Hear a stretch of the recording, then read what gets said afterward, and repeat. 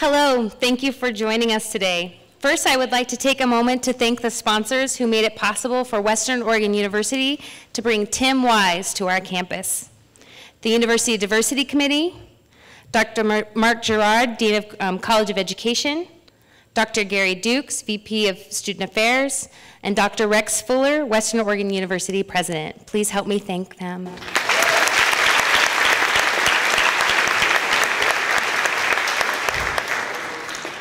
Tim Wise is among the most prominent anti-racist writers and educators in the United States. He has lectured internationally in Canada and Bermuda on comparative racism, race in education, and racism in the labor market.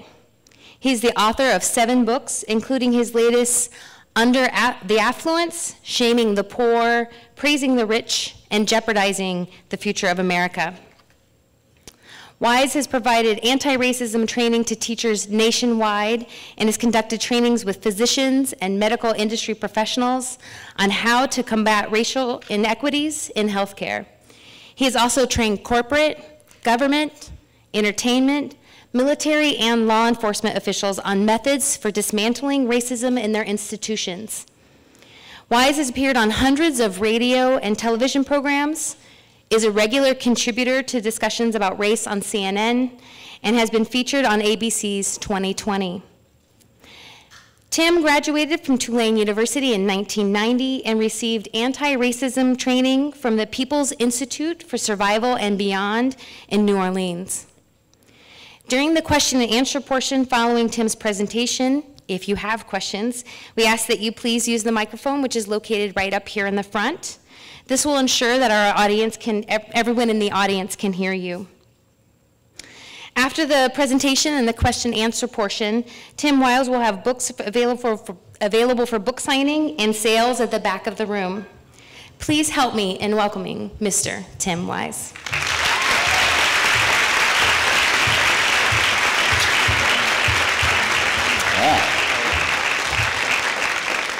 Wow, this is a really healthy size audience. Extra credit is a serious commodity at Western Oregon University. No shame in that. I know how it is. I was a college student once. Extra credit is good. I don't care whether you're here for that or whether you're here because these are the issues that get you out of bed in the morning. Either way, we're all in the room together. It's only 10 after 4 in the afternoon. I cannot fathom there's anything else going on in Monmouth that you might want to do this evening. I mean, I'm not trying to be cruel, I'm just saying it's 4. I'm sure it really gets kicking around 9, you know, but it's 10 after 4, so you might as well hang out and we'll spend about an hour together and then I will release you to do whatever it is that you do. It is really good to be back at Western Oregon, and I will say that even though my guess is that even the folks who organized my visit this time don't realize that I've been here before. Most people would not realize that I've been here before. It has been a long time, and it was a far smaller crowd than this. It was actually October of 1995, so almost 20 years ago to the day, maybe a week or 2 away from that. And I was brought over here by a professor at Willamette where I'd been speaking the night before, and he said, oh, you know, I do a class over at Western Oregon. I don't remember this professor's name, by the way. This individual could still be here, and if so, you know, raise your hand, I'll totally recognize you. I mean, I won't recognize you, but I'll call you out and say, yeah, that's the guy, whatever. And he said, you know, I teach a class, and we've got this class this evening, and why don't you come over? And so I did, and so we made the drive, you know, from Willamette, and then came over here, and I spoke to about 11 people. So I think this is progress. This is good. This is sort of what you want to see. Would really suck to come back 2 decades later and have like 8 people. Then my ego would be horribly bruised and I would, you know, crawl up in a corner and cry or something. I don't know. Anyway, it's good to be here. And it's interesting to be back after 20 years. Because when you come to a place after a period such as that, it's probably not just me, but any speaker, and particularly on a subject like the issue of race and racism and racial inequality in America, would probably feel compelled, as I do, to at least for a minute engage in something of a retrospective of what that 20 years has brought us in terms of this subject. Because when you've been at this kind of work for that period, and I'm sure there are many others in this room who have talked about and taught about and been active on issues of racial equality for at least that long, and several of you probably for even longer than that, it makes sense that you would look back and ask the question, what has changed and what has largely remained the same? And I think in both of those categories, there are a number of entries that we might discuss. In some ways, I don't think it's hard to imagine that a lot of things have changed in that 20 years. On the one hand, the nation's attention to matters of race and racial inequality, and one might even say racial tension, I would suggest that the nation's attention has intensified for a number of reasons. First of all, of course, during that period of time, in the last 8 years, we've seen the election of a man of color as president of the United States, and then the pushback that came with that, some of which was race-related, others of which was pure politics, but without question, that has intensified our acknowledgement of a racial divide in the country, whether we're talking about the actual election results, who voted for whom and why, or the way in which that election has been responded to by millions of people. I should point out that just because the election of a man of color as president intensified our attention to matters of race is not the same as suggesting, and make no mistake, that we have, as a result of that election, obtained this place, this vaunted location that we refer to as a post-racial America. And although I shouldn't have to say that after 7 years of this individual's political prominence in our country, I guess I do, because there are still those all around this nation whom I meet who want to suggest to me that the conversation that you've come to hear this evening isn't one that we have to have anymore, precisely because of the election of a man of color as president. In fact, that discussion, that conversation, that kind of comment began the day after his election in 2008, before he had even been inaugurated. I woke up the next morning at about 6. I hadn't slept much. I had been up watching election returns, and I get up around 6 in the morning. Hadn't even had the first cup of coffee, open up my email, and there is this entirely unhinged email, and I knew it was going to be crazy because it was all capital letters, and it was in red font, which means this is not going to be a rational conversation. By the way, if I piss any of you off tonight such that you feel the need to write me with angry and hostile commentary, you can take the cap lock off, sweetheart, and just write me in black font. I'll still read it. In fact, I'll be more likely to read it if you do it that way, just so you know. So just be angry in a normal tone and a normal color of print, okay? Because this person writes to me the day after the election and says, ha ha ha ha, oh, ha ha ha, it's 6 a.m., I haven't had coffee. Why are you E laughing at me and E screaming at me? And he says, I guess you're going to have to find a new hustle now. Right, because Barack Obama had been elected, and this work against racism is obviously just my hustle. This is what I was thinking to myself at the age of 22 when I was trying to figure out, what am I going to do with my life? What is going to be my hustle? How am I going to get my hustle on? And then it came to me, oh yes, the best possible hustle I could have is to fight white supremacy, because that always works out so well for those who decide to take that on as a vocation. That always brings one fame and fortune and lots of love and adoration and never violence or hatred. So by all means, let me do that hustle. But that was his implication, was that those of us who speak out against racism really didn't have a job to do anymore, because the election of a man of color demonstrated, at least to his satisfaction, if not mine, that racism must be ended. For how could such a person as that be elected to the highest office in the land if racism was still a thing? Oh, I don't know. Let's process it for a second, shall we? It's really not that complicated, and you all are in college, which means an institution of higher learning, which means this should not be a difficult lesson. I don't know, perhaps racism can remain a problem even in a place such as this with a man of color as president, for the same reason that I'm guessing sexism and the patriarchal oppression of women still are operative in Pakistan, despite the election of Benazir Bhutto, a woman, not once but twice, as the head of state in that country. I am guessing that the women in this room know better than to believe that at the end of this talk their best bet would be to go back to their residence hall or their apartment or their home, pack their bags, and move to Karachi, just so as to take advantage of the equal opportunity that will certainly await them as the result of Pakistan having had a head of state who was a woman. I'm just guessing. I'm guessing that we would know that the election of an individual from an otherwise marginalized group says absolutely nothing in and of itself about the treatment of millions of others from that group. See, we know that about women in Pakistan, despite Benazir Bhutto's two-time election. By the way, she has since been assassinated, so that lets you know how much some folks loved her. I imagine we also know that sexism has not been eradicated in Israel or India or Great Britain or the Philippines or Ireland, all of which have had female heads of state. See, the individual accomplishment of some from otherwise marginalized groups doesn't tell us anything in and of itself about the larger structural experience. And we know that in every one of those examples, no one would even argue the point. But in this country, I am to believe at 6 in the morning after the election of a man of color that, ha ha ha ha, the hustle has been blown up, and those of us who talk about race and civil rights must find new work. So the election of that individual of color has certainly brought out some of this. And now our attention is focused on it over the last 7 or 8 years. We also now see, relative to 20 years ago, an intensified, a renewed hostility and aggression toward new immigrants, but only those from south of the United States border, never from the north. The Minutemen never, ever seem to camp out on the Canadian border, worried that sneaky Canadians will be coming across trying to take advantage of our superior health care system, because that would be crazy. Why would they do that? The Minutemen never camp out in little dinghies and boats off the coast of Nova Scotia trying to keep the crafty Canadians from sneaking into the country. It's only those from south of the United States border, a border, by the way, artificially created as the result of a war of aggression begun by this country on false pretense. Now, I know that's not what they told you in your high school history textbook, but now that's what went down.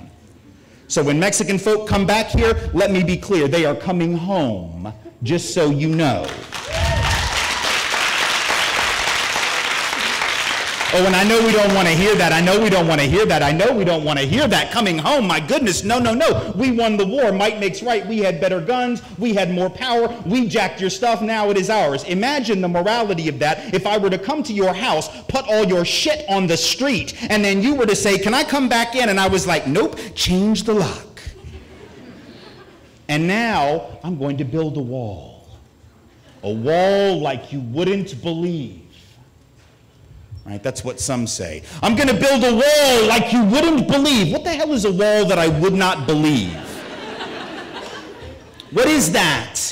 I ask of those of you enamored of a certain candidate who likes to say that he's going to do that. What is a wall that I wouldn't, you know the only wall I wouldn't believe? I would not believe a wall made of butter. That is what I wouldn't believe. So is Donald Trump proposing that we should build a wall of butter? Because if so, I totally do not believe that. I don't believe that that is possible. I do not believe that that will keep anyone out. If he is talking about a wall of bricks, I would believe it, but I know that Donald Trump won't build it because Donald Trump has never built anything. You know who Donald Trump has built stuff? Latino folk, including undocumented Latino folk who build his casinos and build his office buildings and build his hotels. So we ain't got to worry about Donald Trump building nothing. Donald Trump inherited $10 million from his daddy and then went around hustling up like a slumlord, publicly subsidized, publicly financed housing, shaking down poor people for rent. That's how he made his fortune. Let us be clear. And now I will get trolled on Twitter by Donald Trump, and I could not have one more shit to give. I will just let you know. Oh, we're only 10 minutes in. It gets better. So we have all this heightened attention to immigrants. We will talk more about that in a minute and why that is so wrong-headed. I'm not just going to snark Donald Trump, though it is fun. I'm not just here to entertain. I will, in fact, discuss this in a much more erudite and scholarly way in just a few seconds. But, you know, introductions are for having a little bit of a good time. We also see a renewed, intensified attention to issues of race as a result of the disproportionate killing of persons of color, male and female, not just black, but also Latino and indigenous Native North American folk by law enforcement over the past several years. We'll talk more about that. But even as a lot of things have changed in that 20 years, including those things that I just mentioned, on the other hand, a lot of things have also remained the same. And it's important that we're clear about that as well. As was true then, so too now, it appears to me that the dominant majority in this country, those of us called white, not all of us called white, but the disproportionate number of those of us who are called that and who identify as that, are still unwilling, as we have long been, to confront honestly the ongoing reality of racism in America, the ongoing barriers faced by our brothers and sisters of color. And just as was true then, so too now, we do not seem to be any more committed to equity and true democracy than was the case in the mid-1990s. The vast majority of those called white seem to continue to insist, as we have for decades, literally for generations, that people of color have fully equal opportunity in America in employment, education, housing, and even treatment within the criminal justice system, so that if they find themselves behind, it must be their fault. And in fact, according to a survey taken by folks at Harvard just a couple of years ago, apparently, not only do we think that people of color have equal opportunity, we seem to think they have more of it than we do. This study done by folks at Harvard found that we white folks are convinced that we're the ones who are the victims of invidious discrimination, that we are the ones who, we can't find jobs, is what they say, because all the jobs are going to black and brown folks. Really? Really? Really? Where are these jobs that black and brown people are taking from white folks? Are they in Second Life? Where in the hell are these jobs? Are they on Minecraft? Where exactly are these jobs? Because in the real world, the world that the Labor Department surveys every month, and therefore the actual one, as opposed to the one that we make up in our fevered imaginations, people of color are twice as likely as white folks to be unemployed. So if in fact black and brown folks are taking the jobs, they ain't taking them far. They're taking them like a block and then dropping them like a hot potato, because they are still twice as likely as we are to be out of work. And that is true even when they have the same education and experience as we do. So for instance, according to the Labor Department, African American folks with a college degree who did everything right, stayed in school, did what we said to do, had the right value system, the right work ethic, all the stuff that we like to lecture about, right? That black folks with a college degree still twice as likely as white folks with a degree to be unemployed, even when their major is the same as white folks. Latino folk with a degree, about 55% more likely than white folks with a degree to be out of work. Asian Americans with a degree, about 25% to 30% more likely than white folks with a degree to be unemployed. This is especially true for younger, newer graduates. Those of our indigenous brothers and sisters, Native North American folk with a degree, about 2/3 more likely than white folks with a degree to be unemployed, which is to say that those who believe that people of color have even equal treatment would be wrong. To think that they have better treatment and that it is we who are white who face discrimination is to invert reality altogether. And yet the survey data suggests that we sincerely believe that. But again, there is simply no evidence, not only in the labor market, but anywhere else. There are those who say, well, if I was just black, I would have gotten into Harvard. Yeah, okay. Here's the thing. If you'd have been black, you'd have been black for all 18 years before you even applied to Harvard, precious. Which means that you would have been twice as likely to be in a family with unemployed parents, 3 times as likely to be poor, 1/20th the net worth. You'd have had twice the likelihood of dying in infancy before you even went to preschool, let alone college. That is to say, that to believe that somehow we who were white would be better off were we people of color is only something you could believe if you ignored every single day for the 18 years before you actually applied for college and then supposedly got this bump, supposedly got this advantage, an advantage which I should point out has brought us to a place today where even today only 12% of college students at the nation's most elite schools are black or Latino combined. The idea that people of color are taking all the quote-unquote top college slots from white folks, once again, completely untrue. In fact, white students are more likely than any other group of students to get into their first choice college, and that has been true consistently year in and year out, this year, 10 years ago, 20 years ago. If you didn't get into Harvard, it's because some richer white kid whose daddy has better connections got their kid into Harvard. Trust me when I tell you that the anger is misplaced, and yet we're being encouraged to believe that when we lose out on stuff, it's because of those brown folk. That's what Donald Trump's whole political message is. A rich white man trying to tell working class white people that their enemy is other working class people who just so happen to have darker color skin than themselves. Fascinating. A rich white dude saying, pay no attention to Oz behind the curtain. It ain't me. It ain't nobody like me. It's not the companies run by rich white folks who sent the jobs to Mexico, or sent the jobs to Sri Lanka, or sent the jobs to Guatemala, or sent the jobs to Bangladesh. It's those damn Bangladeshi workers who took the jobs. That is not how the global economy works. No, it's not. But we get mad at those at the bottom, not those at the top, and we act as if those at the top are right when they tell us to hate one another, instead of thinking about the larger system, right? The reason folks aren't finding jobs is not because of affirmative action, it's not because of immigration, it's because we have an economy where there are 2 people out of work for every job opening in this country, and that's almost always how it is. During the recession, it was actually 8 to 1. 8 people out of work for every job, but you want to blame unemployed people for being on unemployment insurance? You want to blame poor folks for relying on public assistance when there's only 1 job for every 8 people who need one?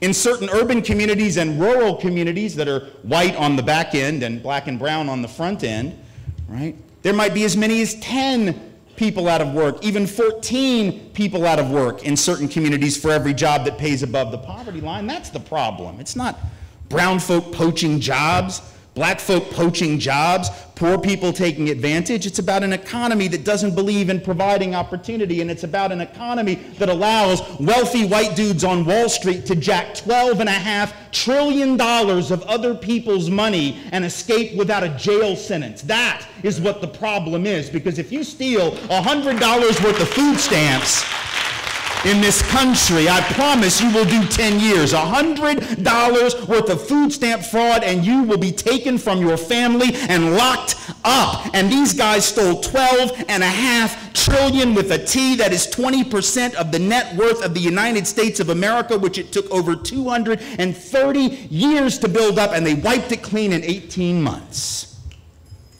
And people get mad when I say that they were rich white dudes. They don't like me to mention that. They say things like, why do you have to mention that the guys on Wall Street were white? That's sort of racist. No, it's not. It's descriptive. And here's the thing, if they'd have been black, all y'all would have noticed, right? Everybody would have noticed. If black people walk off with $12.5 trillion of other people's money, oh, that shit will be pointed out. Somebody will make a point of noting that black people are obviously criminals and obviously dishonest, and that we know because of all the loot that they took on Wall Street. But when a bunch of rich white dudes with high SAT scores and MBAs do the same thing, nobody wants to talk about it like a group phenomenon. Isn't that interesting? See, people of color do something wrong and it sticks to the group. Right? Whether it's street crime, whether it's terrorism done by brown folk, but only by brown folk. White folks do it, it doesn't stick to us. Looting and theft done by black and brown folk on the street, it's a group phenomenon done by white folks in office suites and banks, it's not. Right? You have any idea how many years it would take for all the black and brown street criminals in the history of either streets or criminals to steal $12.5 trillion? Any idea? $12.5 trillion? It would take like 5,000 years, right? And you would have to steal around the clock, man, 24/7, just hand in the pocket, stealing your stuff, never taking a break to pee, sleep, eat, do anything but steal. And like 5,000 years in, you'd be like, hey, y'all got 12.5 trill yet? And the thief would be like, nope, not even close. But 18 months these rich white dudes did it, and not one of them is in the middle of a jail cell right now as I speak. That's the problem. That's the problem. Not black folk, not brown folk, not poor folk, not indigenous folk, not immigrants, be they documented or not, but people with a lot of dough, a lot of loot, more than all of us put together, who don't believe in creating an economy that works for us all, but they pit us against each other and they do it very well. That has not changed in 20 years. In addition, It's really more than just 20 years. It's more than that. The fact is, this white denial, and I feel compelled to say this because it's easily misunderstood. When I talk about white denial, there are always white folks who get very uptight. Well, I'm not in denial. I wasn't talking about you then, okay? If I'm not talking about you, why are you tripping? Why are you getting so upset? If I'm not talking about you, then just chill. Like if I said that you were a serial killer and you know where you were last Wednesday, then we're good, right? We're good. You don't have to get all freaked out. You don't have to bother yourself. You don't have to, tweet stuff. You just like chill and we'll be done in like a half an hour, right? So I'm not saying that everybody's in denial, but I'm saying that as a general rule, right, white folks as a corporate entity, and I know we don't like to think of ourselves as such, but there really is this larger social phenomenon known as white America. And there have always been people who dissented from it, very important, right? There were always white folks who dissented from the corporate entity known as white America. There were white folks who stood up against indigenous Native North American genocide and the expulsion of Native peoples from their land. They were the distinct minority, but it's worth noting that they existed. That doesn't mean that white America in general wasn't down with Indian removal, though, because they were. There were white folks who were mightily opposed to the enslavement of African peoples, and we want to point that out and make clear that there were white folks who dissented from that system. But now that doesn't change the fact, does it, that white America in a general sense didn't do much to fight for a very long time the system of enslavement. Plenty of white folks didn't own businesses in Jim Crow segregation, but very few white folks stood up against those who did. That's the point, right? We can make some general assertions about whiteness as a social thing, even though we're not judging white people as individuals. It's not about white people. Sometimes people get tripped up on that and he hates white people. Let me be clear. I love me some white people. Love white people. I mean, really, my wife is white. Love her. Love her. Our daughters, 14 and 12, love them. White girls. Which is what happens when white people make babies. You get these white children, and then I love them, and then my mom, oh my God, nice white lady, love her. My dad and I don't get along, but that's not because he's white. That's about some other shit. So I don't even have time to talk about that tonight. That's therapy stuff, so you write to me later, we'll work that out. But anyway, it's not about white people, it's about whiteness as a social function, as a force, right? As an institutional norm. That's what I'm talking about. And if you look at that over time, you find that this white denial has been an ever-present thing. Like not just now and not just 20 years ago, go back even to the early 60s, man. We're talking like before the Civil Rights Act was even passed, right? Civil Rights Act gets passed in '64. That makes discrimination in public accommodations and employment and those kinds of things illegal. So before that, you could get away with a lot of discrimination. It wasn't even against the law, really. 1965 is the Voting Rights Act. 1968 is the Fair Housing Act. So you can go back before that. 1963, right? That's the year of the March on Washington, the I Have a Dream speech. It's the year of the Birmingham campaign where the 16th Street Baptist Church in Birmingham was bombed by Klansmen, and where Sheriff Bull Connor turned his tanks and his dogs on children in the streets of downtown Birmingham. 1963 is the year that Medgar Evers, the Mississippi head of the NAACP, is shot down dead in his driveway, right? 1963 is a high water mark for the civil rights struggle, which is to say that it must have been a pretty high water mark for systemic oppression, because people don't struggle when there's nothing to struggle against. So one would imagine, right, that in 1963 things must have been pretty bad. That's why 250,000 people march on Washington in late August. You ever been to Washington in late August? That is hot, man. People don't do that for shits and giggles. They don't do that because they got nothing better to do. It is really hot. It is really uncomfortable. So if you're going to march on Washington August 28th of any year, I guarantee you, you must have some type of grievance. But yet, even in the midst of all that, even at a time when racism and discrimination were right there in the news every night. Every night, because remember, there were only 3 television channels in the early 60s. Some of us remember these days. I wasn't alive then, but it was this way till about 81. You had 3 stations, they all went off about midnight, played the Star-Spangled Banner, and then it was static for 6 hours, right? And it's not like you had today, you got 300 channels. You could theoretically avoid the news now. Like, you can just watch reality TV and play video games and, just play on a phone and never have to actually pay attention to the news. But in '63, the news was the only game in town. People were riveted to it, and yet apparently white folks couldn't tell what it was they were looking at. Because when white Americans were asked in '63, in the midst of all of this civil rights drama, hey, do you think that racial minorities, this was a question asked to them by the Gallup organization, they said, do you think that racial minorities are treated equally in your community in housing, education, and employment?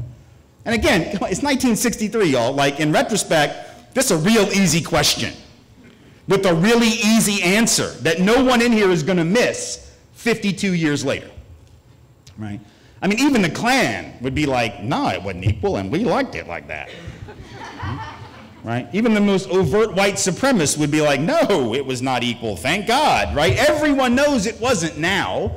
But in 1963, when white folks were asked that question, a large sample of white Americans, right, from all across the country, different parts of the country, asked that question, 2 out of 3 white folks said, oh yeah, everything's equal.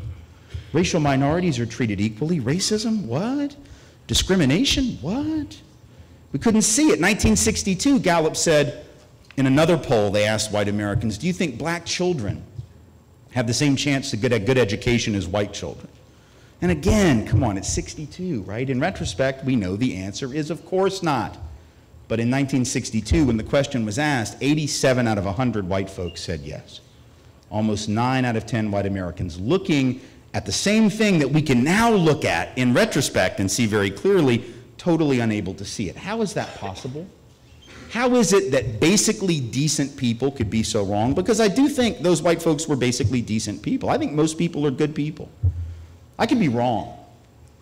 But as a parent of 2 young children, I have a vested interest in believing that maybe the world is a just and a decent place and that maybe most people are good folks. So I tend to believe that when those white folks, 9 out of 10 virtually, couldn't see the reality of unequal education, or 2 out of 3 couldn't see the reality of discrimination more broadly, it wasn't because they were bad people, and it wasn't because they were uncaring, and it wasn't because they were just stupid and unable to see the truth.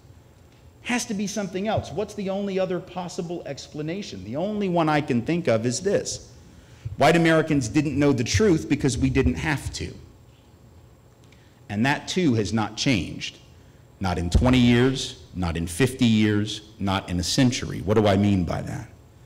What I mean is that if you're white in 1963 and Gallup asks you that question about your basic social reality, about the country in which you live, and you don't know the truth and you get it wrong, as so many did by saying that everything was fine, what was the consequence that you faced for being ignorant? There was none. You didn't have to know the truth. You could be ignorant to people of color's reality because it wasn't going to be on the test, was it?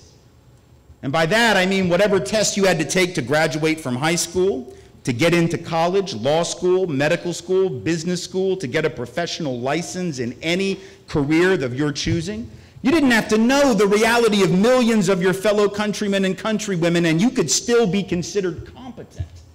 Isn't that interesting? That white folks could be totally stone cold oblivious to the reality of millions of their fellow citizens and still be considered competent enough to have jobs and receive education. See, people of color don't have that luxury on the other side, do they? People of color don't get to stay ignorant to the things that white folks think are important, because that will be on the test, right? In fact, that will be the whole test. Whatever's on the test, I promise you, is something that the dominant group decided was important knowledge. And people of color better damn well know it. That's why they have to learn white literature and white theater and white poetry and white art. And yes, I know we don't call it that. That is the point, right?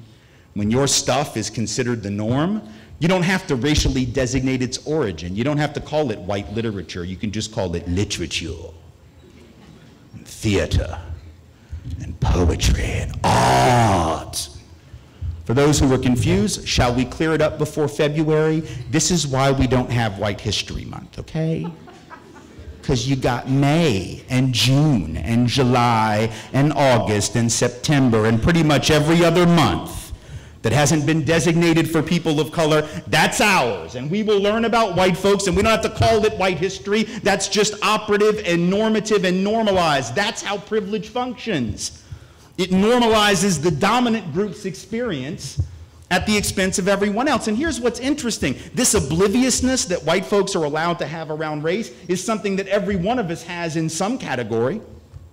This isn't just race, right? Men get to be oblivious to the reality of sexism, patriarchy, rape culture, and how those things affect women. We don't have to know the truth. I would argue we should. It's important for us to, but we don't have to, right? Those of us who are middle class, upper middle class, or affluent, we don't have to know the reality that poor and low income and working class folks experience. We can be oblivious.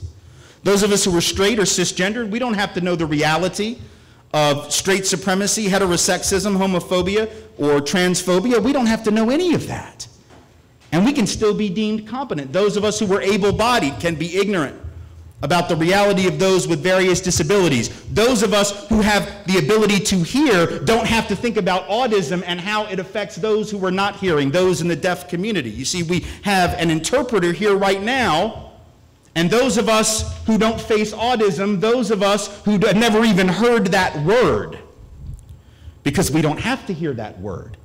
We don't have to know about discrimination and marginalization of the deaf community. That's a privilege.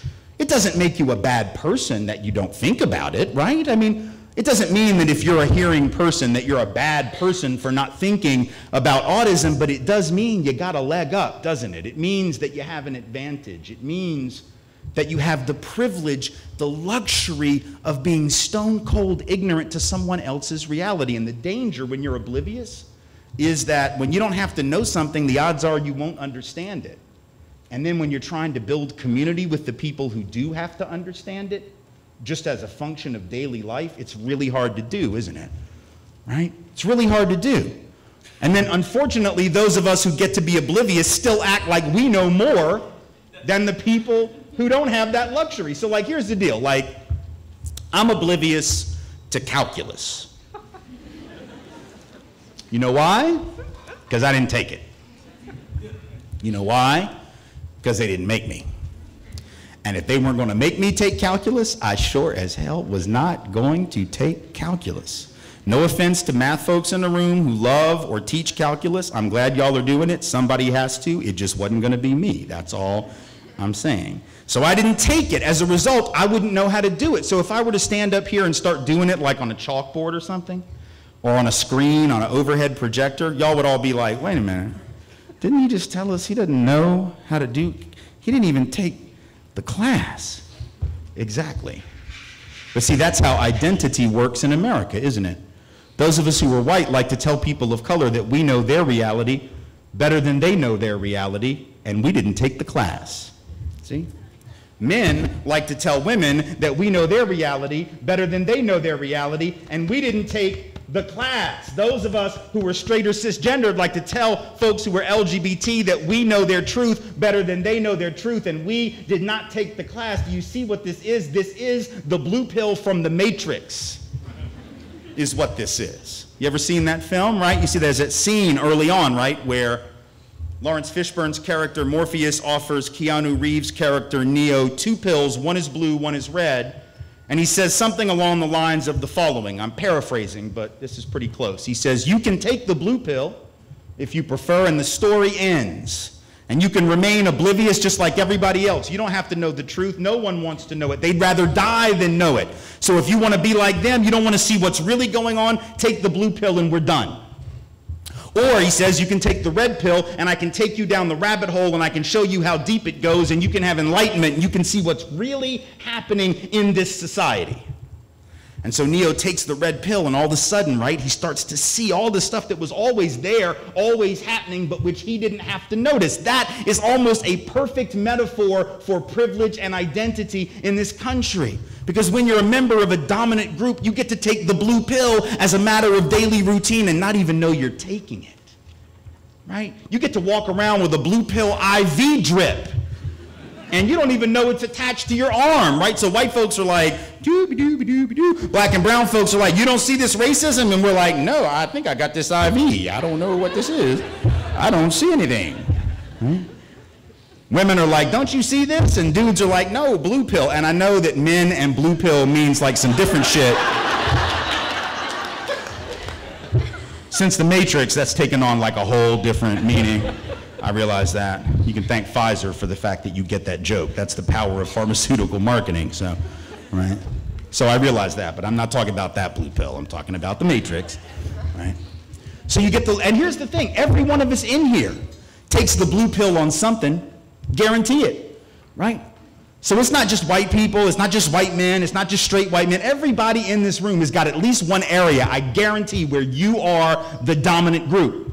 And in that area, you don't have to know the truth about somebody else. So what I'm really asking us to do is start to really think deeply about what it means to have that luxury and how dangerous that is. Because see, when you don't have to think about the truth and you get to ignore it, it's very hard to build community. So you can't address some of these issues that we're seeing right now, like the problem in law enforcement, right? If you don't have to know the reality, either now or historically, how do you have a conversation across racial lines with people who have no choice but to know that reality? See, right now, in the midst of this current crisis of law enforcement, where the data tells us that in the most recent period, young black men are 21 times more likely than young white men to be killed by police. And it's not because they commit crime 21 times more often. Over a 10-year period, 9 times more likely to be killed by police, 2 to 3 times more likely to be killed unarmed relative to their white counterparts. So it's not about dangerousness, it's not about posing a threat to officers, it's about something else. But it's very hard to have that conversation across racial lines because people of color, even if they don't know those exact numbers, they know the context and the history behind those numbers. And a lot of times those of us who are white, we don't. So we don't understand how black and brown folks see cops so differently than we do. We don't understand that. We get real uptight about it because we've experienced, by and large, law enforcement one way, and people of color really have experienced it a different way. That's not hyperbole, that's not exaggeration, that's history, but we might not know that history, right? So if we don't know that history, and then black folks stand up and insist that Black Lives Matter, then folks are like, no, all lives matter, no. Yes, precious, we know. The point is, all the rest of our lives already were presumed to matter, particularly if we were white, so we don't have to proclaim it. You see, you have to proclaim that which is usually ignored. White folks' lives have been valued in this country since the jump, you see. Black and brown folk, not so much. That's why we have to say it. But then law enforcement folks say, Black Lives Matter, that's a police assassination group. They're going to go out and kill police. Police are increasingly being subjected to violence. Actually, again, facts matter. Your hyperbole, your opinion means nothing in the face of actual evidence. The truth is that we are right now on a particular course to have a year which will show the lowest number of law enforcement deaths on duty in the last 25 years. That is the truth. So no, Black Lives Matter is not out killing cops. No one affiliated with that movement has killed any law enforcement officer. And even of the 36 or so, 35, whatever the number is, law enforcement officials who have died on duty, 5, 6, 7 of them weren't killed at all. They died in traffic accidents. One of them had a heart attack at the gym. Right? One of them was detailing his motorcycle and dropped dead of a heart attack. I mean, it's a horrible tragedy. But unless Black Lives Matter is putting extra cholesterol in the donuts, I don't think you can actually blame them for that.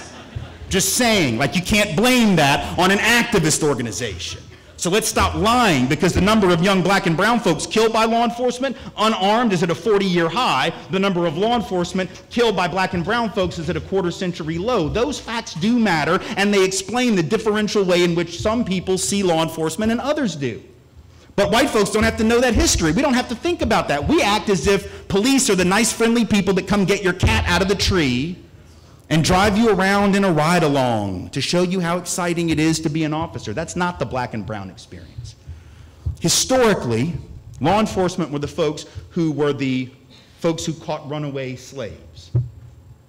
They were the folks who enforced the black codes after enslavement. They were the folks who participated directly in the lynching of thousands of black and brown bodies. They were the folks who participated actively in pogroms, race riots against black communities in places like East St. Louis, Illinois, Tulsa, Oklahoma, and elsewhere all around this country from coast to coast. They were the ones who pulled civil rights demonstrators off of stools. They were all in uniform. They all had badges. They all had guns. They all had the power of the state. They were law enforcement. So to ask black and brown folks to act like that history doesn't matter or they should ignore it Everyone knows that not all officers are implicated in that, but let me ask you, how many officers during all of those things I just mentioned actually stood up against the people who were doing it? You can count them on a couple of hands.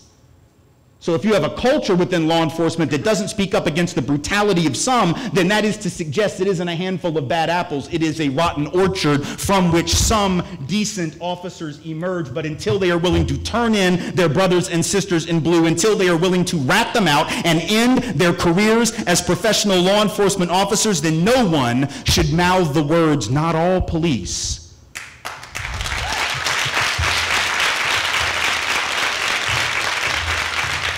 As long as law enforcement is enforcing the war on drugs, which I beg to remind you is not really a war on drugs, then I really don't want to hear lectures about how we have to go easy on cops. I worked 15 months in public housing in New Orleans as a community organizer, and I saw fewer drugs in those 15 months. Poorest communities in the city of New Orleans, some of the poorest in the United States, I saw fewer drugs being used or dealt in those communities in 15 months than I saw on a typical Saturday in my dorm room at Tulane University. But I also knew that I wasn't going to get arrested and I wasn't going to jail, right? So the war on drugs has nothing to do, but as long as law enforcement keeps enforcing it, right? As long as law enforcement keeps playing that game, then they're implicated in it. That's why black and brown folks have a hard time trusting law enforcement. See, we have to rebuild trust on the basis of facts and history and an understanding, but when people get to be oblivious, and even those good cops out there, and there are lots of them, but those good cops out there that don't know that history, right? They find themselves unable to change it. They find themselves unable to push back against it because they don't even realize it, right? So caught up in that idea that they're good people and they're just a handful of bad ones. But if you don't understand this long history of oppression, the way that law enforcement has been the cutting edge of that, and you're a good, conscientious officer, you're going to end up coming up against a culture that you can't defeat because you don't even know what you're up against. That's why a lot of times good officers end up leaving, right? Because they can't make the kind of changes that they want to make. There's this one young guy, looks like he's about 12. I guess he's probably in his late 20s. Early 30s in Baltimore. I can't remember his name, but he's all over YouTube. He's been doing a lot of media lately. This young white dude who was run out of the Baltimore Police Department for speaking up against the brutality and the corruption of his colleagues. And he got run out. His career has been ended for trying to do the right thing. Because when you cross that thin blue line and you call out folks for doing illegal activity and framing people and brutalizing people in the name of crime control, then they end your career. See, that's a good cop right there. But he's not now because he's not a cop. He's a good man, I suppose, but he can't be a cop anymore because he's not allowed to be in a culture that says you have to keep your mouth shut and whatever a cop says goes. See, that's what we do in police states. That's the kind of stuff they do in other countries that we condemn them for. And then we turn around and we do it and we act like nothing is wrong with it. But if you don't know the history, it's very difficult to get your head around that, let alone to change it. Same thing with immigration. If we don't understand, see, we have all this debate about immigration, and the biggest thing getting in the way of an honest conversation or a productive immigration policy is the mythology of this country that so many folks have bought into, especially white folks, but not only white folks, and not all white folks, but again, mostly so, white folks who will say things like, well, I don't mind immigrants coming, I just want them to come the right way like my family did. Really? Okay. Let's talk about that then. The right way, like, what does that mean? People say, well, my great-great-grandfather came legally. Why can't they come legally? First of all, when your great-great-grandfather came, there was no law in place to break. Right? So the fact that your ancestor didn't break a law that didn't even exist to be broken does not get your great-great-grandfather any brownie points, cookies, flowers, or awards, right? It means nothing. It says nothing about your character when you don't break a law that doesn't exist, right? It's hard to break a law that doesn't exist, right? Ever since 1790, when the Naturalization Act was passed, the first law Congress passed after the Constitution was ratified, ever since 1790, all free white persons and only free white persons were allowed to become citizens of the United States. So when our ancestors came, even if they caught hell, and many of them did, as Irish, as Italian, as Eastern European Jews, etc., even if they caught hell, they were able to access certain rights and privileges and immunities that were off limits to virtually anyone else. So let's stop the mythology that we came the right way and they're coming the wrong way, whatever that means. And let's also stop the mythology that says, Our ancestors came for freedom, and they're just coming for stuff. That's what people are saying. They're coming to take our jobs, or they're coming to take our welfare. First of all, which is it? Because it's really hard to be both, right? So I just want, all I ask for from bigots, I don't have a very high threshold of intelligence from them. I just ask that if you're going to be a racist, you need to pick a stereotype. Because if, in fact, brown folks are coming to take all the jobs, they are not going to qualify for any of the welfare. And if they are just coming to take the welfare, I'm fairly confident they are going to have no jobs, let alone all of the jobs. So let's just pick one and not be a moving target. It's much easier to argue against stupidity when it is stationary. That is all that I am asking. But so we say they're coming for stuff. Our people came for principles like freedom and liberty. No, we didn't. Our ancestors didn't come for freedom and liberty. Are you kidding? If we were coming for that, we would have set up freedom and liberty. But we didn't. Not only did we enslave some and steal the land of others and expel others from their land in acts of cultural and even physical genocide, but we even took it out on each other, man. We were killing each other in Salem, just taking people we thought were witches and burning them and hanging them and drowning them in the name of what? Freedom? Liberty? No, in the name of presumed religious superiority and religious inferiority. So we didn't believe in freedom or liberty. Our people came for stuff too. That's the dirty little secret. Stuff like opportunity, stuff like the ability to feed our families. That's why our people came. Who are we to be high and mighty about brown folk coming over that artificial border for the same thing? Because that's why our families came. Make no mistake, Europeans who came to this country were the losers of their respective societies. I mean no offense by that. I'm just saying, think about it for a second. They were the losers. They were the ones who couldn't make it. They were the ones who were starving, as James Baldwin said. Some of them were convicts. They couldn't make it in the old country, so they came to the new country. But we have this fiction that acts like our ancestors were these noble, wonderful people. Noble? Winner? Well, we were the winner. People say things like, my family came over on the Mayflower. Okay, shh. You might not want to talk about that, see? If you knew who was on the Mayflower, those weren't the winners of England. That wasn't like, you know who wasn't on the Mayflower? The king. That's who wasn't on the Mayflower. The king wasn't, and not anybody that the king knew or liked was on the damn Mayflower. That's why they left. If you were winning in England, you were not going to get on the boat, were you? No, if you were winning, if things were going well for you, you were not going to just wake your family up one strange summer morning and say, well, you know, it's been going pretty swimmingly over here, but I don't know, sort of up for an adventure. What do you say? I think the best thing we could do for our family would be to get in a boat, a rickety, old, God knows if it's even seaworthy kind of vessel, and set out on the high seas for weeks at a time. We might drown, we might be eaten by sharks, but it'll be fun. No, if you were the winner, you didn't take that chance. There was no need. The winners stayed put. The losers got on the boat as an act of resistance, and there is no shame in that. None.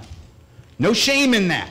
There's no shame in that when we do it, but by the same token, there's no shame in that when they do it. Those who we have suddenly made impossible to see ourselves in. There is no shame in any of it. And we should not create such shame, see? But if we have created this fictional narrative that separates us from them and makes them seem as if they have less belonging and less right to a land that was actually their ancestors in many cases, much more so than it was ours, then we create an oppressive system that isn't based on justice because it isn't based on truth.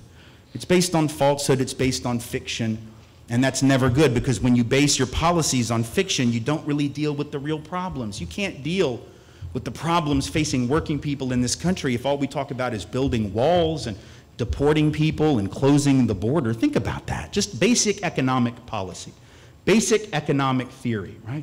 If you close a border to working people, if you close borders to labor so that labor cannot go in search of the best price for its work product, for its best wage, but you allow the border to remain open for capital to move across borders, and you allow the border to remain open for goods to go in search of the highest price or the highest rate of return, then basic economic philosophy, basic theory will tell you that you have permanently tilted the game in favor of owners and against workers. Because what you've done is you've said rich people can sell their stuff anywhere they want. Rich people can move their money anywhere they want. But if you're a working person, you will be chained to your country of origin. How does that help working people, north or south of that or any other border? It doesn't by definition. It makes all working people permanent economic slaves of capital, right? But we don't see that problem when we're talking about building walls and limiting what working people can do, even as we put no limits on capital at all.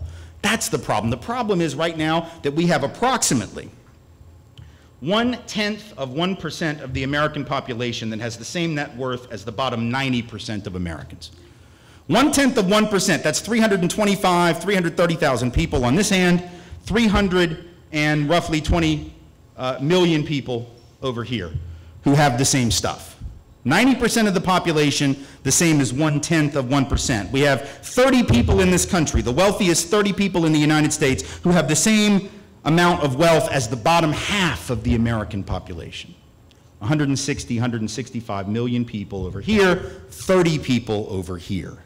That's a greater level of disparity, I should point out, that existed in the Roman Empire. It's a greater level of inequality than exists in any of those countries we like to call banana republics, in so-called third world nations, underdeveloped nations, right?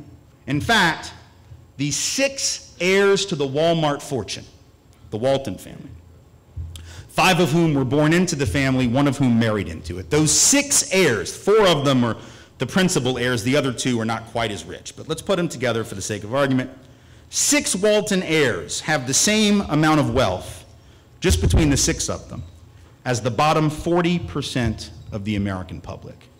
Approximately 130 million people over here, 6 people over here. In fact, the Walton family has so much wealth that they could buy every home, every condo, every townhouse in the city of Seattle, or the city of Miami, or the city of Dallas, and still have $40 billion left, with which they could then buy all the homes in Napa if they like wine, or all the homes in Anaheim, California if their kids like to go to Disney.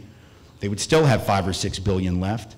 They have so much money that if you take the collective net worth of pretty much every rich person whose name you know, right, from Mark Zuckerberg to Phil Knight to Donald Trump to Mark Cuban to George Lucas, the filmmaker, even Bill Gates, the world's wealthiest man, you put them all together, they still don't have as much wealth as just those 6 members of the Walton family. This is true even as the typical Walmart worker makes sub-poverty wages, and makes so little, in fact, that they have to go on food stamps.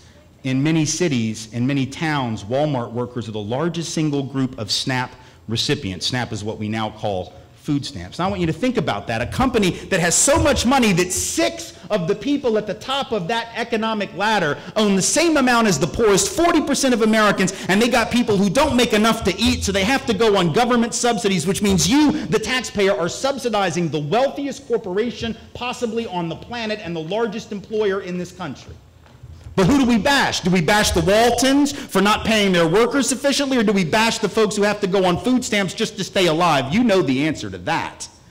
Folks at Walmart are having to set up food drives at Thanksgiving. Watch, it'll happen again this November. They set up food drives for their colleagues, asking one employee to help donate a turkey so that another employee's family will have a Thanksgiving meal. This is out of Dickens. But it's happening now in our country. And then here's the greatest irony of all. Do you know where those Walmart employees who have to go on food stamps redeem their food stamp benefits? They redeem them at Walmart. $13 billion every single year that Walmart makes off food stamps, a disproportionate number of which are used by their own employees. They are making it on both ends. They pay their folks sub-poverty wages. They have to go on welfare benefits. They redeem those welfare benefits at the very same place that wouldn't make the money if they just paid them up front. That, my friends, is the problem. Not Mexican folk, not black folk, not affirmative action, not multiculturalism, not diversity, not immigration of any kind, but an economic system that is rigged for the benefit of not one person, I assure you, in this room, while they sit back and they watch us as we fight over the pieces of a pie that not one of us in this room actually owns. Until we decide that we will be as angry about that as we are about someone trying to feed his or her family coming across that artificial border.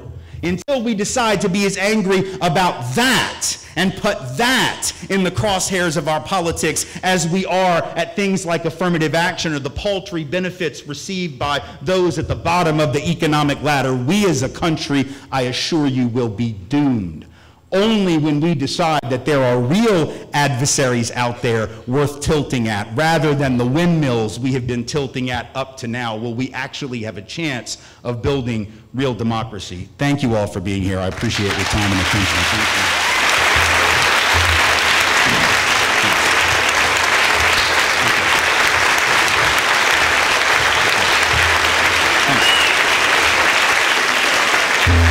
So we have a, thank you very much, I appreciate it.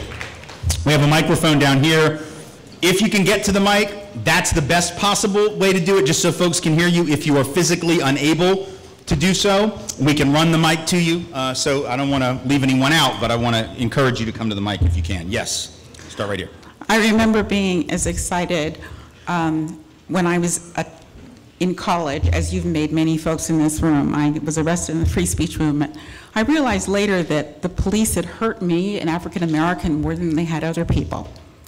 I wanted to make a difference. I married a white man. We've been married for 50 years. We really thought that our beige babies would make a difference. Yeah. Last week I was walking in the streets of Salem, appreciating my market town, and a car went by and yelled dirty N-word to me. So here's my question for you, Tim. Your writing is amazing. Have you ever tried to put on black makeup and go out in the world as black? No, I don't do blackface as a matter of routine, just for lots of reasons. Mostly because I think that for us, those of us who are white, though I think that experiment had real purpose when John Howard Griffin did it in 1959 and wrote the book Black Like Me, I've long believed that the better course of wisdom for those of us who are white is to simply believe you and to believe other black folks when they tell us what it is to be black, rather than having to go and sort of see for ourselves, is it really happening? Is it really true? Like, I feel in a way that was the weakness of Griffin's experiment, right? For those of you who've read Black Like Me, and many of you, if you're like me, had to read it in high school, it's still being taught and it's 50 some odd years after the fact. It's great and all, right? It's fine.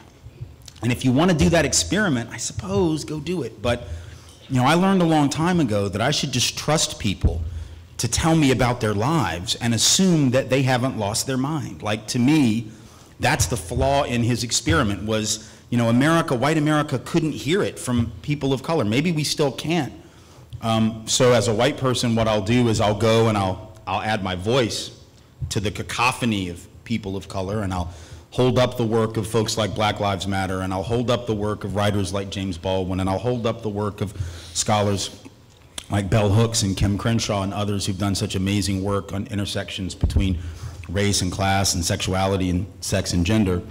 And I'll do that as a way to introduce people to their work, rather than me having to go and experience firsthand what I know is happening. And I don't have to experience firsthand to know that it is, just like I don't have to be gay to know what my gay brothers are experiencing. I have to be trans to know what my trans men and or trans women, for that matter, are experiencing. I don't have to be disabled to know about ableism. And so I hope that we'll get to the point where we can hear those stories and start with the assumption that it's real, that it's happening, that people aren't exaggerating, that they're not seeing things, that they're not hallucinating. If we could do that, we wouldn't have to adopt the epidermal camouflage like John Howard Griffin did in 1959 when he did that experiment and wrote that book. We would be able to simply start from a position that says, if this many people tell me over and over and over and over again that it's real, and I refuse to listen to them, there's nothing that an experiment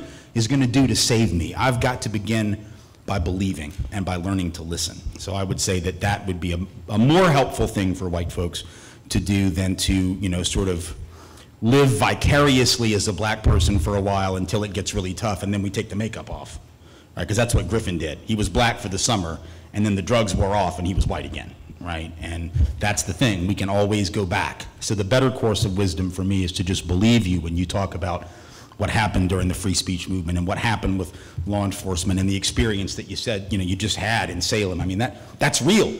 I don't need to be black to know that it's real. I just need to be an alert, compassionate, empathic white person to know that it's real. But thank you for the question, I appreciate it. Next question, please. So I'm a professor at Western, and I was talking to my students about you coming, and I don't really know that much about your background, but I'm glad I came. And so I asked my students if they were going to come, and one of my students had read something in one of your bios or something that he found disturbing. And so I said, well, why don't you just come and ask that question? Yeah. And he said, well, you can't do that. And I said, well, why not? He said, well, the administration of the college will get you. And I said, no, they won't. If there's one thing we value, it's free speech.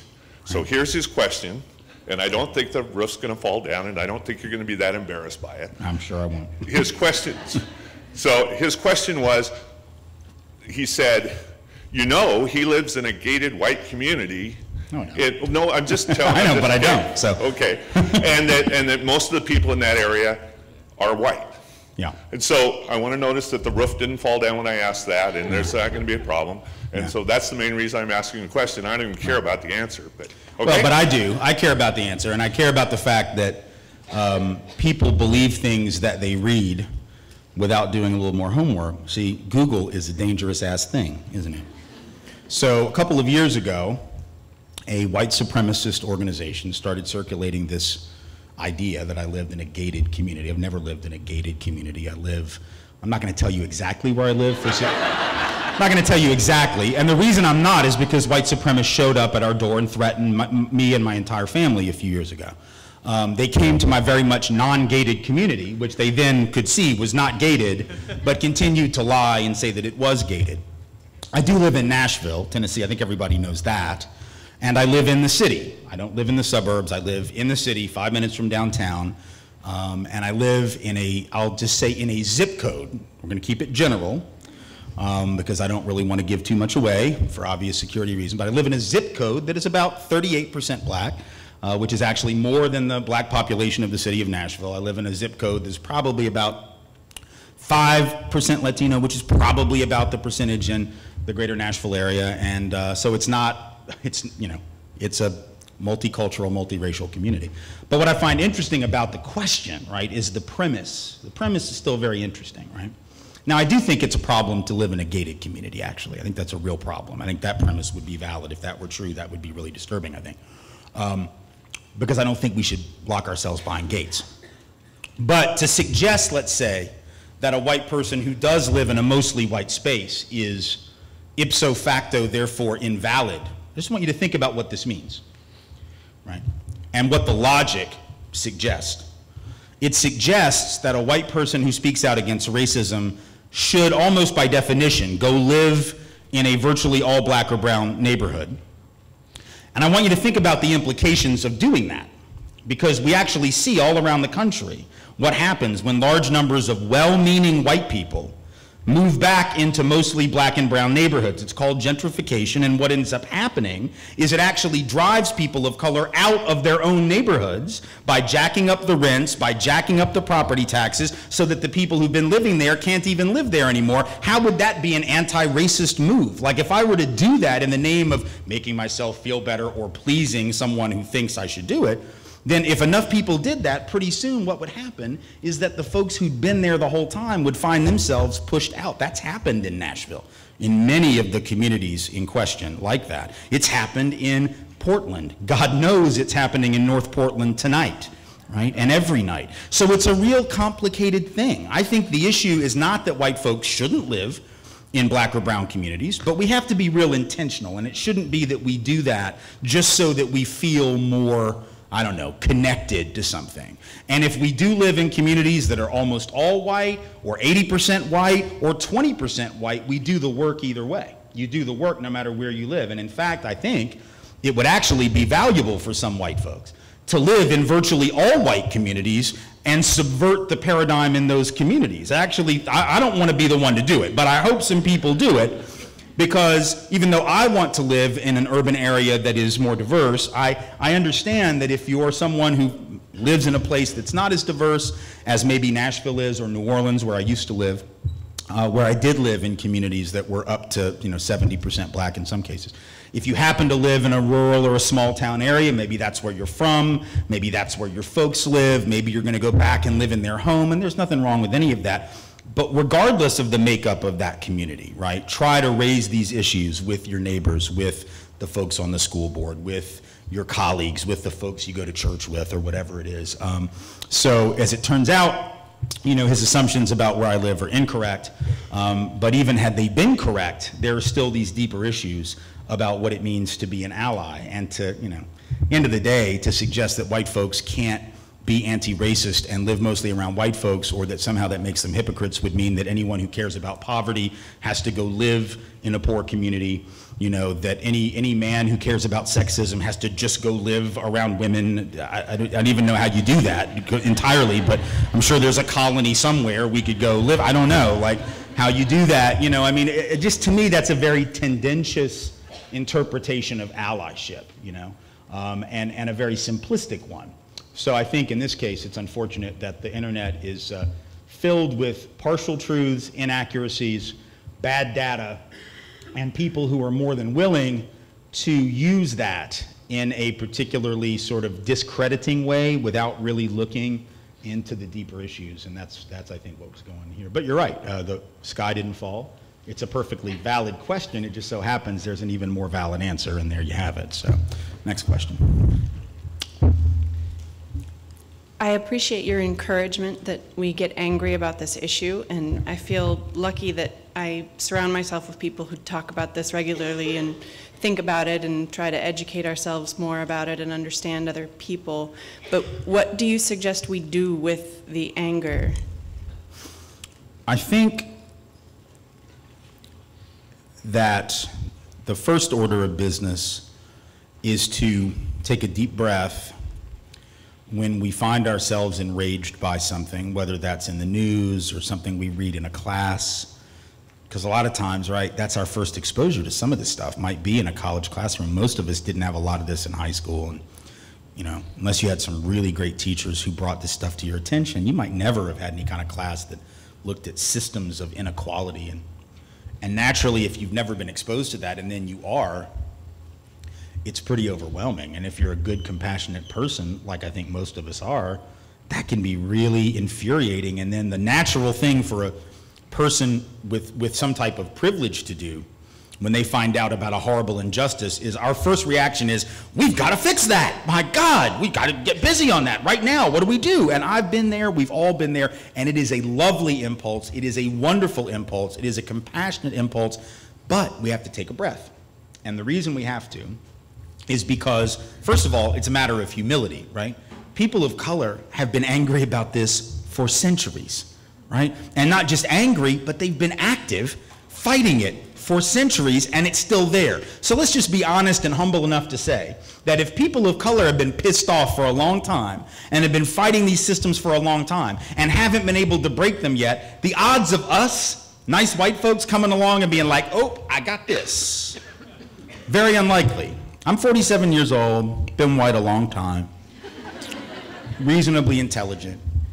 And for me to stand up and think that I, at 47, have the answer to the problem that black and brown folks have been trying to solve for hundreds of years just would be incredibly arrogant. So I think take a breath and say, okay, first, let's try to figure out why we keep having to reinvent the wheel and deal with the same issues.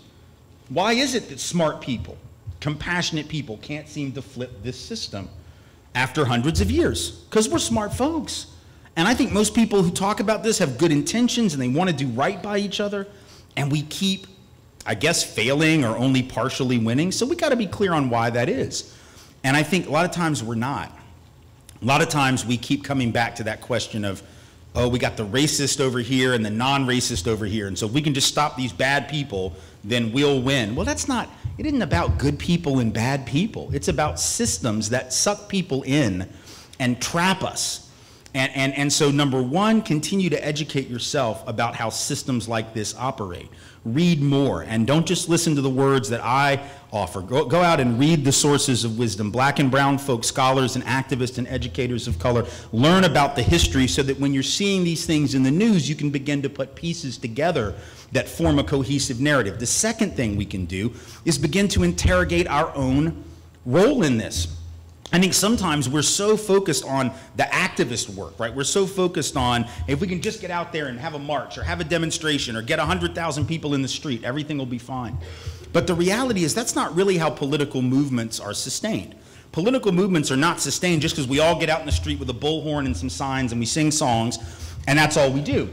The movements that have actually been effective in our country's history have developed counter-narratives that were able to sustain the work. And those counter-narratives could be, as in the case of the Civil Rights Movement, this idea that America had betrayed its promise, or as Dr. King said in the I Have a Dream speech, that it had bounced a check to black Americans and it had come back marked insufficient funds. Like that was a narrative that said, you told us this and you did this, you lied to us. And that was a powerful narrative because it was one that was rooted in the notion of the American dream, but mostly the betrayal of it. We don't have so many of those narratives today. It's just sort of this anger and vituperativeness and this bitterness instead of saying, actually, you know, let's create a counter-hegemonic, in academic terms, narrative. What might that look like? Well, in my new book, I talk about how we can do that. One of the reasons that we're in a place in this culture right now where we look down on poor people, not just black and brown, but white poor folks too. And the reason that we valorize rich people and hold them up like geniuses, so much so that if a billionaire runs for president, people are like, well, at least he can't be bought. Like, that's your endorsement? Like, he's got so much money he can't be bought. No, he can just buy you. See, that's how that works. But why are we in a place like that, where we venerate and valorize the wealthy and shame the poor? Well, I'll tell you one of the reasons is because historically we've had this myth in our country that anybody can make it if they just try hard. And I say myth because even though hard work matters, we all know people who've worked hard every day and don't have anything to show for it.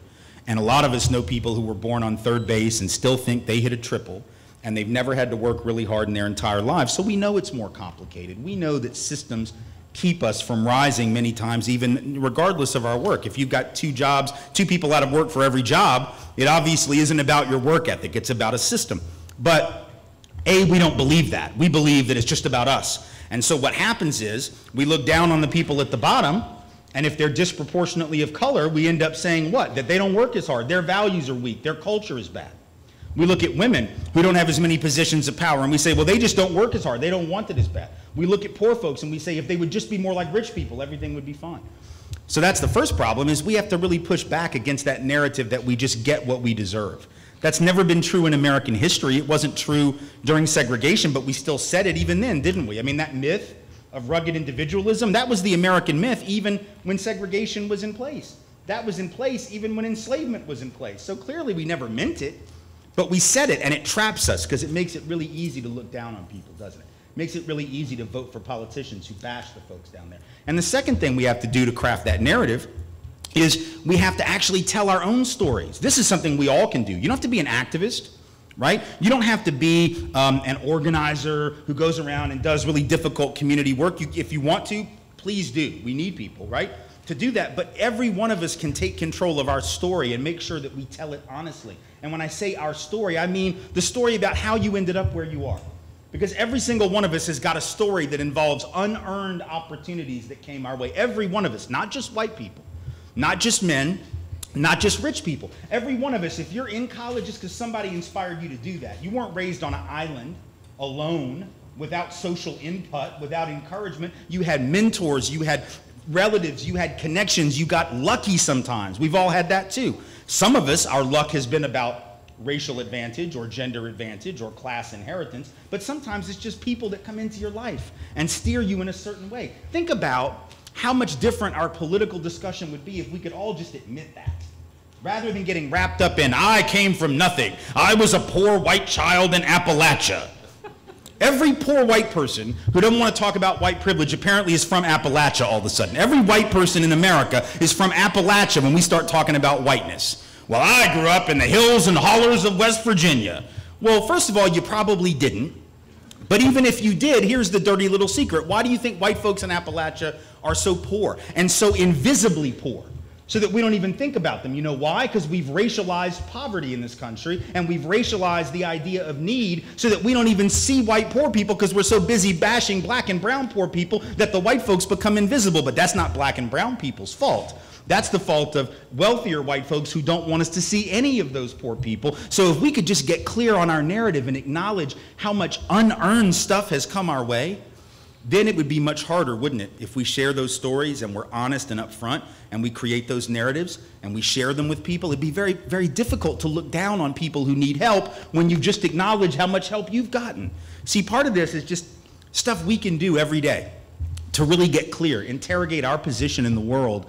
And if we do that enough, then we go forward in the world with a very different mentality, and then we can build solidarity, and then we can build allyship. So those are some things that we can do right now. And I talk about a few other things in the book and in others of my writing, but I think that's a good start. And I think it's important that we stand up and that we stand up with those persons of color who are leading this work, whether it's in Black Lives Matter, whether it's Leaders of a Beautiful Struggle in Baltimore, lbsbaltimore.com, doing some amazing work around police violence as well as education reform in a real progressive kind of way, not reactionary kind of way. Malcolm X grassroots movement. I mean, go look up these folks, look at the kind of things that they're talking about, share them with your friends, share them with your colleagues, and then really spend the time critically assessing your own position in the world, and a lot of doors will open up. Thank you. Yeah. Yes. So systemic racism is a problem within this country, but how does it vary from location to location? Being from Oregon, many of us think of ourselves as open-minded and so on. Are we, you know, and I think we've also been hearing the myth that it's the Southerners, you know, or it's those people. Yeah, it's my folks. Yeah, it's my folks. Well, here's the thing, you know. The only difference between Southerners and everybody else is that we're very aware of our crimes. We're so aware of them that we lie about them just so we don't have to deal with it. But that's a matter of awareness, right? The only way that you can lie about your crimes is to know you did them. And so in our case, you know, we have some people still wanting to wave the Confederate flag because they're lying to themselves about what it means. They're lying to themselves because they can look and see the words of the people that formed that government and use that flag or some iteration of that flag as a symbol of it, and see that that was all and only about slavery and white supremacy. No other purpose was that government created for. None. And we lie about it. The problem with non-Southerners is that they think that because they were on the right side of the Civil War, they're done, right? And it's one of those what have you done for me lately kind of things, right? I mean, here in Oregon, this is a territory, let us remember, that told black folks they could not be in it at a certain point and expelled those who were and threatened any found in the territory with beatings and whippings and even death. That happened in this state/territory. So it's obviously a national problem, and it always has been. The city of Portland is a really good example of a city that the first time I came to it, you know, I had this image of Portland, just like first time I went to Seattle, first time I went to San Francisco, first time I went to all of these hip, progressive places, and I was expecting, because I'm from the South, I'm like, oh my God, this is going to be awesome. And there's a lot of great things that I like about Portland, by the way, a lot of things I like about Seattle, a lot of things I like about the Bay Area. But I discovered, much to my surprise, right, how incredibly racist at a structural level many of these progressive places are.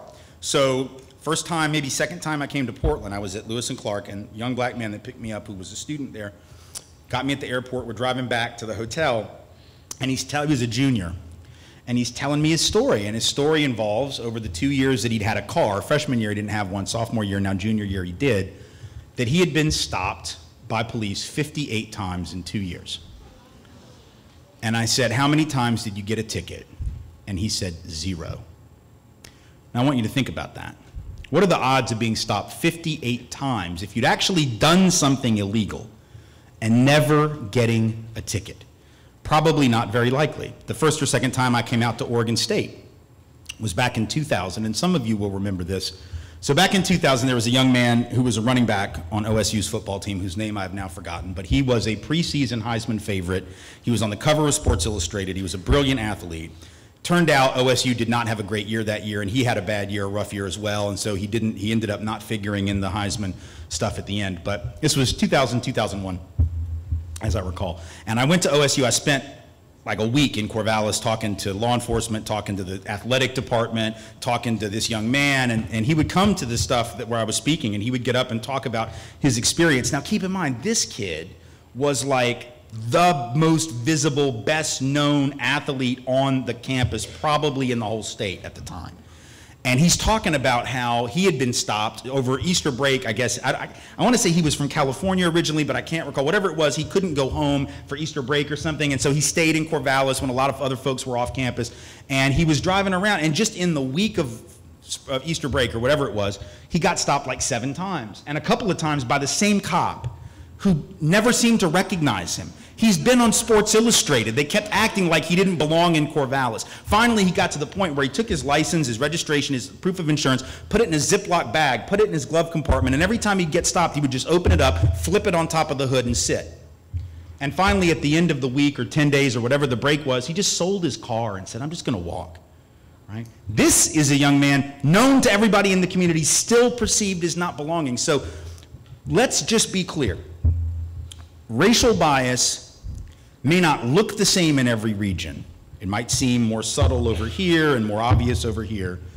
But at the end of the day, the difference is really only qualitative, not quantitative.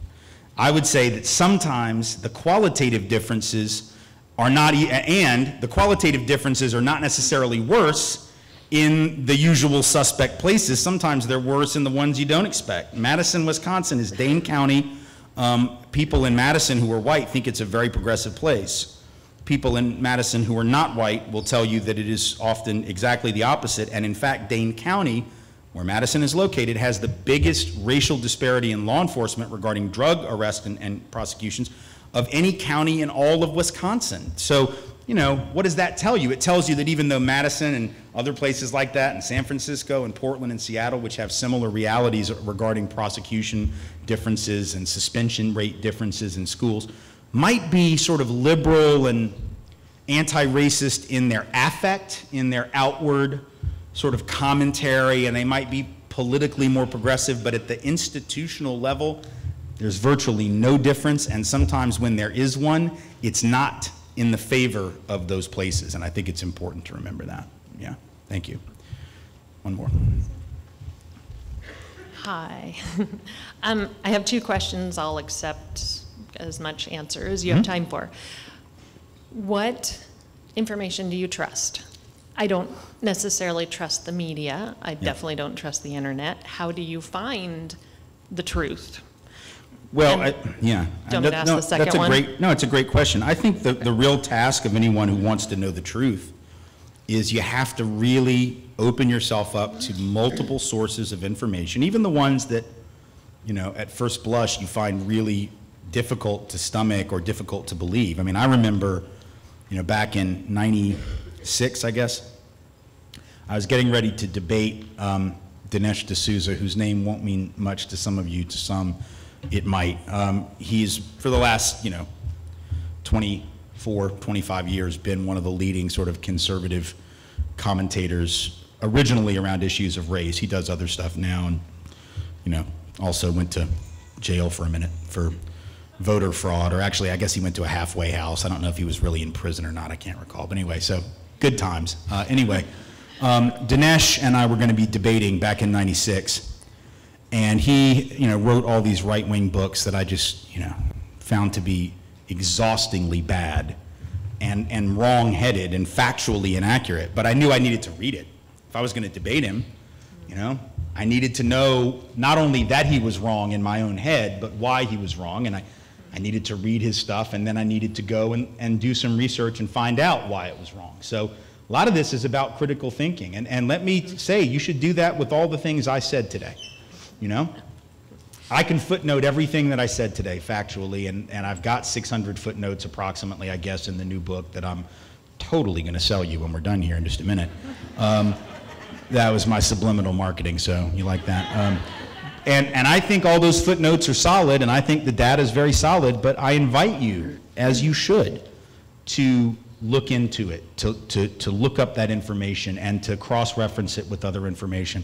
On my website, I have a recommended reading list of books written by scholars on these issues that are, you know, incredibly well researched and I think are good sources.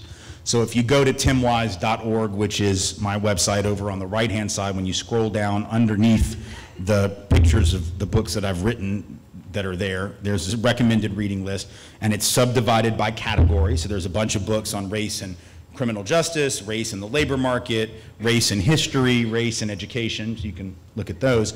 I also have a blog roll or set of links to organizations and individual scholars that I think do really strong research work on these issues, different nonprofit organizations that have amazing research staffs. And I also, you know, use a lot, like in the new book, I use a lot of just raw data from the Labor Department, from the Department of Health and Human Services, from the FBI, the Department of Justice, from, you know, various sort of official sources, because sometimes even though that stuff is really dry, when you look at it and you start to think about what it means, I mean, there's a great example of this.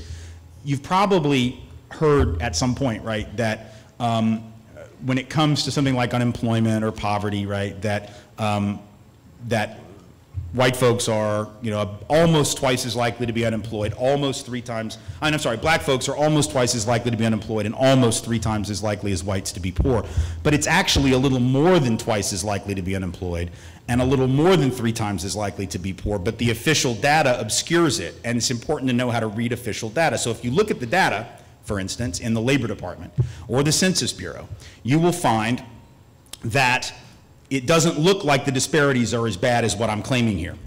But the reason is that what the Census Bureau calls Hispanics, what I've throughout the speech called Latinos or Latinas, right, are classified about 88% of the time as racially white in official government data, because Hispanic ethnicity is not a racial designation. So in those tables that you see in official data, Hispanics are actually being counted twice. They're being counted in the Hispanic category, and they're being counted 88% of the time in the white category, about 5.5% of the time in the black category, 1.5% in the Asian category, the rest in the Native American category. The reason that's important is because if you have the Hispanic numbers, most of them also in the white numbers, and the Hispanic population, Latino population, has a higher rate of poverty and a higher rate of unemployment than non-Hispanic whites, putting them in with the white folks will artificially inflate white unemployment, will make white folks look like they're doing worse because you just included 28 million Latinos in the white totals. So now all of a sudden it actually obscures the level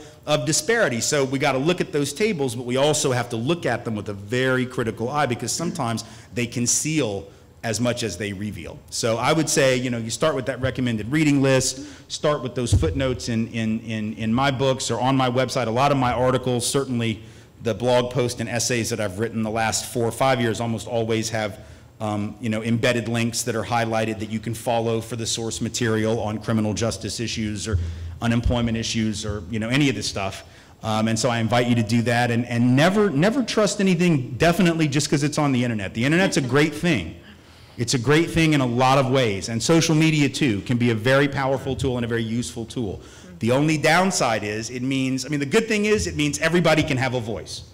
The bad news is it means everybody has a voice, and it creates a lot of noise, right? So it's a matter of figuring out how do you sift through the noise to get to what's real. And when you see a number that seems outrageous, you should follow it up. I mean, you should absolutely find it. Like, for example, the 6 Walton family members having all that money, that seems ridiculous, but, you know, go look it up. It's really easy to find, as outrageous as it happens to be. So never trust anything automatically just because someone says it, and especially don't trust it if you are inclined to believe it. I think you should, if you're inclined to believe the things I say, be especially critical, right? I want people on my side who know why they're on my side.